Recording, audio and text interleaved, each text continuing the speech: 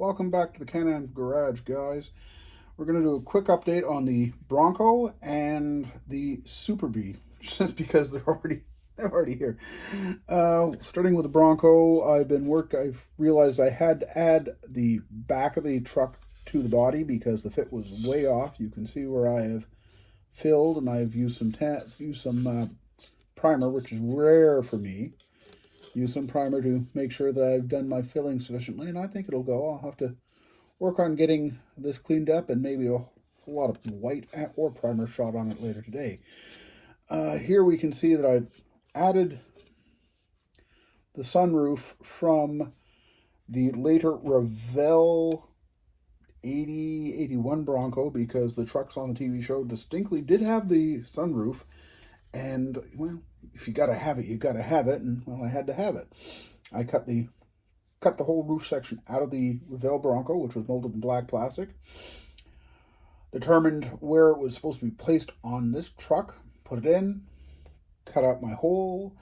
And yes, I know there's lines. There's a retaining lip around it. Yeah, that's to keep the glass in there, so it's not going to fall out, and it'll work. Trust me on this. I'm going to guess some of you are going to notice, what's all this black stuff, John?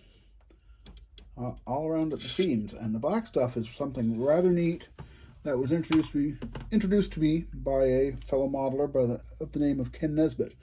This is Gunsy Sanyo Mr. Cement SPB. And as you can see, it's black. Wonderful for working with white styrene. If you're not working with white styrene, doesn't really matter, but this lets you see just how well the cement has penetrated the joint. And, if you look around here, you can definitely see, even through the light coat of primer, you can see where a little bit of much was applied there. You never see it when it's done.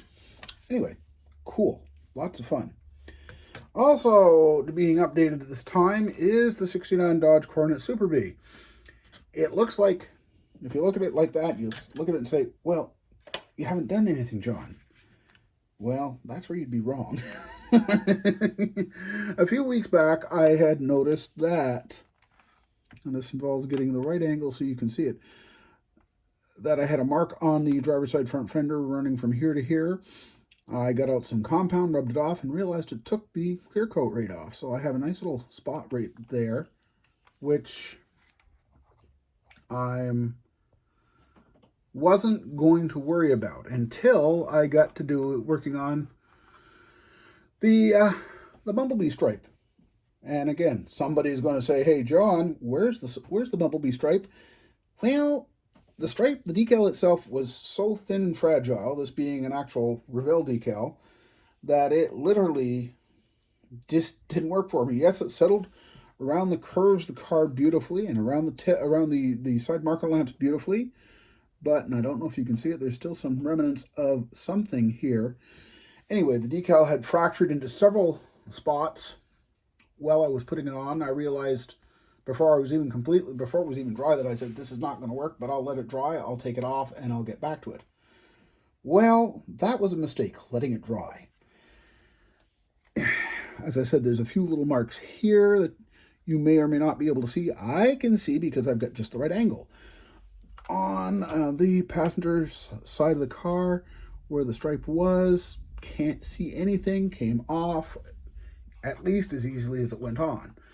Going around to the driver's side, well, you may not be able to see it, but the similar thing happened to me as with the front fender. Okay, I managed to, while taking off the stripe, I basically stripped the clear coat from here down, roughly like that. I know I can fix this. It's just a question of how do I want to fix it.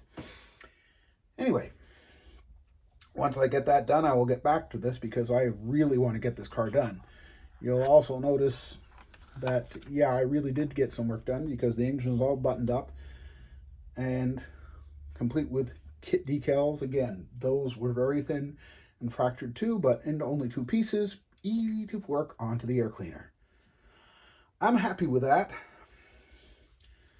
And, well, seems I happen to be thinking about it, we'll show you something that came in as something of a stash report. It was something I'd ordered a while back to go with the 240 Robert Bronco. And if you're going to do a California police vehicle, you've got to have the right style light bar, decorated or made the right way. I got this from Dave Panic. He's on Facebook, and I'm hoping I'm pronouncing his name properly. I will have to provide the legs to mount it, but that's not a huge problem.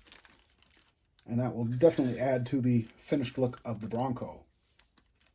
Again, I've got to get really working on this. Hopefully later today we'll get it in some color, and we'll go on from there. All right, that's about it for this video, guys. Thanks for watching. You can always hit the like button if you want to, or tell friends about it, as I would appreciate that. Till next time.